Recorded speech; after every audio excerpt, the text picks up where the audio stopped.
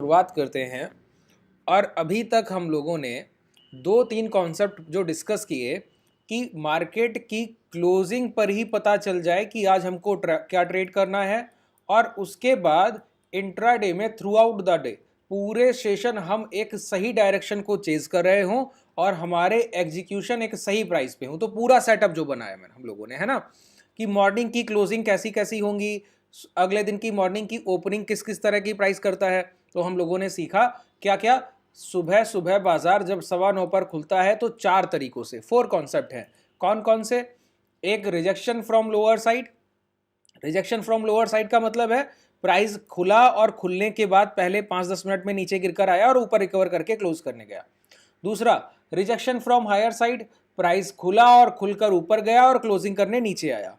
ठीक है, इसको हम कहते हैं पॉजिटिव साइन और इसको हम कहते हैं नेगेटिव साइन। ठीक है, एक तीसरा है open is equal to low, कि 46,400 बाजार खुला और वहां से सीधा ऊपर चला गया, 46,399 नहीं आया। ठीक है, इसी तरीके से open is equal to high, कि बाजार जिस स्तर पे खुला वहां से डायरेक्ट नीचे आ गया, 1 पॉइंट ऊपर नहीं गया। तो ये 4 तरीके की ओपनिंग है। अच्छा, अब है क्या, जब मैं बोलूं कि रिजेक्शन फ्रॉम हायर साइड तो आपको लगता है ये नेगेटिव साइन है। जब मैं बोलूं रिजेक्शन फ्रॉम लोअर साइड तो आपको लगता है ये पॉजिटिव साइन है। मैं आपको एक बात बोलता हूं, ये मार्केट तय करेगा कब ये कैंडल बुलिश है कब बियरिश। ये मार्केट तय करेगा कब ये कैंडल बुलिश है कब बियरिश, आप नहीं तय कर सकते। जैसे मैंने आपको एक सेटअप बताया जिसमें मैंने कहा कोई प्राइस अपने पिछले दिन के न्यूनतम स्तर के पास खुले, पिछले दिन का जो लोएस्ट पॉइंट है, कि कल बाजार गिरकर 46,000 तक आया। ठीक है, आज वो यहीं पर 46,050 के आसपास कहीं ओपन हो, ओपन होने के बाद नीचे आए, खुलते ही तुरंत पहले 10-15 मिनट में क्लियर हो जाएगा, नीचे आए और नीचे आते हुए तुरंत लौटकर ऊपर जाकर ही क्लोज कर दे। ये है rejection from lower side at positive note, कि ये एक पॉजिटिव साइन है बाजार में। अब अगर इस कैंडल के हाई निकल गए तो हम सिर्फ लॉन्ग करने का सोचेंगे, सिर्फ आज के दिन हमको खरीदारी सोचनी है।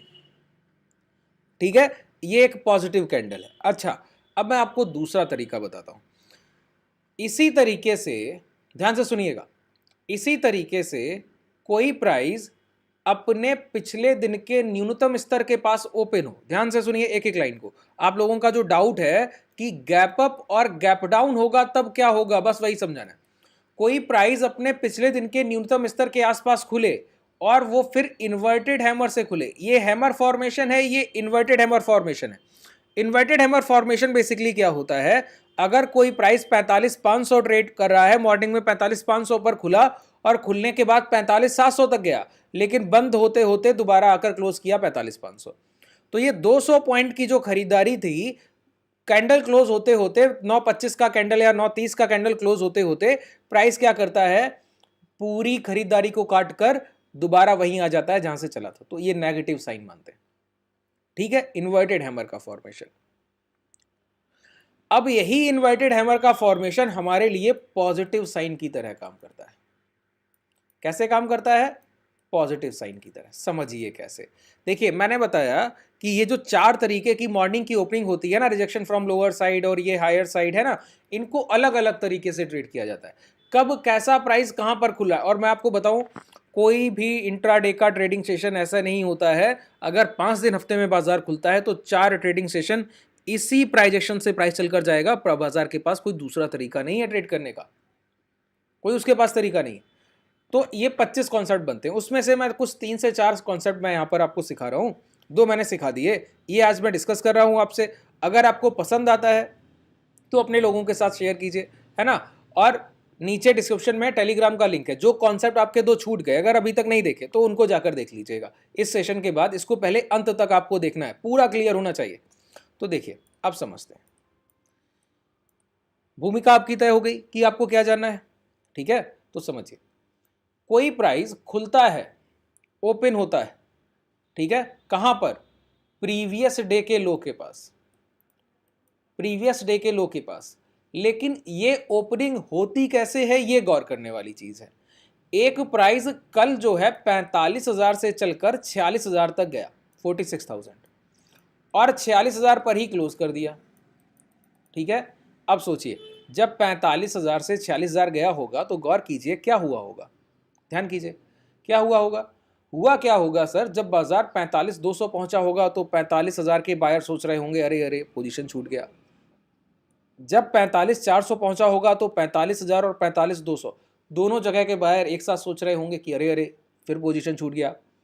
फिर ये जब 600 पहुंचा होगा तो ये तीन जगह के स्ट्राइक प्राइस के 45,000, 45,200, 45,400 तीन तीन इस पूरे एक जोन के खरीदार सोच रहे होंगे कि सभी से पोजीशन छूट गया सर, बाजार तो चलता ही जा रहा है।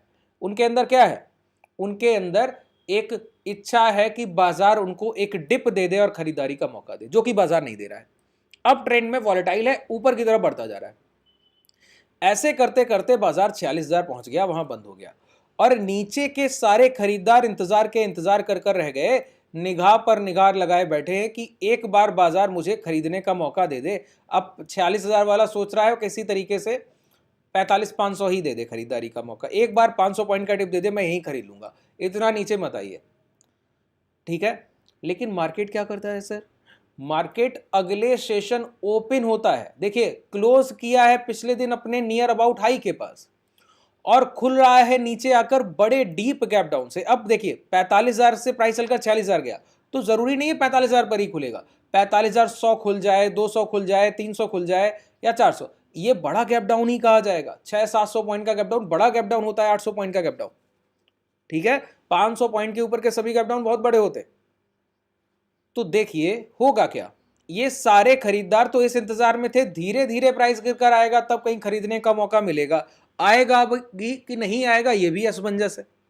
प्राइस ने क्या किया, सुबह खुलते ही मौका दे दिया, इतने सारे एक्यूमुलेटर्स, इतने सारे खरीदार एक दायरे में खरीदारी के लिए बैठे हैं और आपने बाजार के खुलते ही उनको मौका दे दिया गैप डाउन से, जो कल नहीं खरीद पाए आइए खरीद ले जाइए। तो बहुत सारे रिटेलर, बहुत सारा एक्यूमुलेशन एक जोन में होने की संभावना बढ़ जाती है। अच्छा, जिस दायरे में एक्यूमुलेशन होगा वहां क्या होता है, वहां डिमांड क्रिएट होती है। जब बहुत सारे खरीदार दोबारा इसी प्राइस को खरीदने लगेंगे तो बेचेगा कौन, कोई नहीं। जब बेचेगा कोई नहीं तो प्राइस ऊपर जाने की संभावना बढ़ जाएगी। जब सामने से सेलर नहीं होगा तो प्राइस हायर साइड जाएगा सेलर ढूंढने के लिए।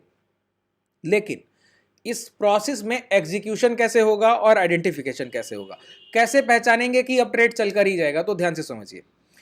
कोई भी प्राइस प्रीवियस डे हायर हाइस के फॉर्मेशन के साथ ट्रेड कर रहा हो और प्रीवियस डे हाई के पास क्लोज किया, डे हाई के पास क्लोज करने के बाद पहली कैंडल जब गैप डाउन करता है और गैप डाउन के बाद ओपन हो तो पहली कैंडल के हाई मार्क करने होते हैं। हाई मार्क करते हुए एक बात ध्यान रखनी है, अगर इस कैंडल का फॉर्मेशन इन्वर्टेड हैमर हुआ है मतलब ये बियरिश फॉर्मेशन है। अच्छा, बियरिश फॉर्मेशन हो भी क्यों ना, जब बाजार ने इतना बड़ा गैप डाउन किया है, सीधी सी बात है सेलर्स ने शॉर्ट सेलिंग की है, सेलर्स ने शॉर्ट सेलिंग की है तो अब प्राइस को गैप डाउन के बाद गिरना चाहिए ना। बियरिश फॉर्मेशन है, एक इन्वर्टेड हैमर कैंडल बना रहा है, प्राइस को गिरना चाहिए। तो प्राइस ये लो ब्रेक करे और गिरते हुए प्रीवियस डे के लो ब्रेक करके और नीचे की तरफ बढ़ जाए, ये ठीक बात होगी। लेकिन होगा क्या, अब इन बायर्स का, ये जो यहां पर रह गए थे, इन बायर्स का मुकाबला इन सेलर्स से है जिन्होंने गैप डाउन कराया है। अगर ये सारे बायर इकट्ठे होकर इनसे ज्यादा खरीदारी करके ले गए तो क्या होगा, इनके सेलर की लास्ट पोजीशन जो है वो ब्रेक होगी, मतलब इस इन्वर्टेड हैमर के हाई, इस इन्वर्टेड हैमर के हाई ब्रेक होंगे। अच्छा, ये बायर फिर सिर्फ बायर नहीं रह जाएगा, ये बायर अल्ट्रा स्ट्रॉन्ग बायर कहलाएगा। अल्ट्रा स्ट्रॉन्ग बायर क्यों, सोचिए जिस सेलर ने 500 पॉइंट का गैप डाउन कराया, पहली कैंडल को इन्वर्टेड हैमर बना रहा है, कितने अमाउंट से शॉर्ट सेलिंग कर रहा होगा, इसके बावजूद खरीदारों ने आकर क्या किया, उसका लास्ट सेलिंग प्राइस मतलब फर्स्ट कैंडल के हाई ब्रेक कर दिए। तो ये सिर्फ खरीदारी नहीं हुई है, ये सप्लाई सेलर को काट कर आई खरीदारी है, ये बहुत बड़ी बाइंग होती है, ठीक है। इसीलिए मैंने कहा ये सिर्फ बायर नहीं है, ये अल्ट्रा स्ट्रॉन्ग बायर है। तो कभी भी एक अप ट्रेंड का प्राइस जो कि प्रीवियस सेशन में रहा हो और गैप डाउन के बाद एक इन्वर्टेड हैमर कैंडल बनाए जो नियर अबाउट प्रीवियस डे लो लग गई हो, और जब भी उस 5 मिनट की कैंडल के हाई ब्रेक होंगे तब आपको सिर्फ एक काम करना है कि आप buy on dip, buy on dip. अब पूरा सेटअप मैं आपका कंप्लीट करता हूं, ठीक है। बाई ऑन डिप, बात क्लियर हुई। अच्छा, बाई ऑन डिप कैसे करते हैं, 8 EMA लो लगा लीजिए। क्या करना है, 8 EMA लो लगा लेना है। अभी समझाऊंगा पूरा प्रैक्टिकल के साथ और रिसेंट एग्जाम्पल के साथ, ठीक है। अभी इंडेक्स जैसे ट्रेड कर रहा है उसी के साथ समझाऊंगा। 8 EMA लो लगा लिया। 8 एक्सपोनेंशियल मूविंग एवरेज को कैसे यूज करते हैं, अभी तक वीडियो नहीं देखा है तो चैनल में जाइए, वीडियो को देखिए, या फिर नीचे डिस्क्रिप्शन में टेलीग्राम का लिंक है, उसको ज्वाइन करके भी देख सकते हैं। 8 एक्सपोनेंशियल लो को कैसे ट्रेड करते हैं, जब प्राइस पहले अपने 5 मिनट की कैंडल के हाई काट देगा या 10 मिनट की कैंडल के हाई ब्रेक कर देगा, तो प्राइस 8 एक्सपोनेंशियल मूविंग एवरेज का जो लो है उसके ऊपर ट्रेड कर रहा होगा। जब भी प्राइस लौट कर, यहां खरीदारी मत कीजिए, इसके हाई ब्रेक होने पे कर सकते हैं, जब एवरेज से प्राइस दूर गया तो बाइंग मत कीजिए, प्रॉफिट बुकिंग कीजिए। प्राइस जब भी दोबारा लौट कर एक बार इसके नीचे क्लोज करे, तो जब तक कर रहा है करने दीजिए, जितना नीचे आ जाए नहीं दीजिए। दोबारा एक भी कैंडल जाकर इसके ऊपर क्लोज किया तो आप यही लॉन्ग करेंगे और ऊपर जाएंगे, फिर नीचे आने के बाद ऊपर, फिर लॉन्ग, फिर नीचे आने के बाद ऊपर, फिर लॉन्ग, यही करना है। बाई ऑन डिप, एक डिप मिला नीचे से लौट कर दोबारा रिकवरी, बाई, एक डिप मिला दोबारा रिकवरी, बाई, एक डिप मिला दोबारा, पूरे सेशन बाजार आपको मोमेंटम देगा। बड़ा एक्यूमुलेशन हो गया ना, ये हाई डिमांड का इंडिकेशन है, हाई डिमांड का इंडिकेशन, ठीक है। बहुत बड़े खरीदार एक साथ एक जगह इकट्ठे हो गए। मैंने बताया ना 45,000 के बायर भी इंतजार कर रहे थे, 45,200 की भी, 45,400, 45,600, तो इस वजह से बहुत बड़ी खरीदारी आ गई जो कि बड़े सेलर्स के अगेंस्ट में थी। अब इतने बड़े सेलर्स के अगेंस्ट में अगर उनके आप हाई ब्रेक कर दें तो समझिए आपने बहुत बड़ा डिमांड क्रिएट किया, तब तो प्राइस पूरे दिन चलता है। इसीलिए मैंने कहा पूरे सेशन आपको मोमेंटम मिलेगा। चलिए अब इसको हम लोग यथार्थ रूप से देखते हैं, मतलब कि प्रैक्टिकल अप्रोच से देखते हैं। ऐसे आइए,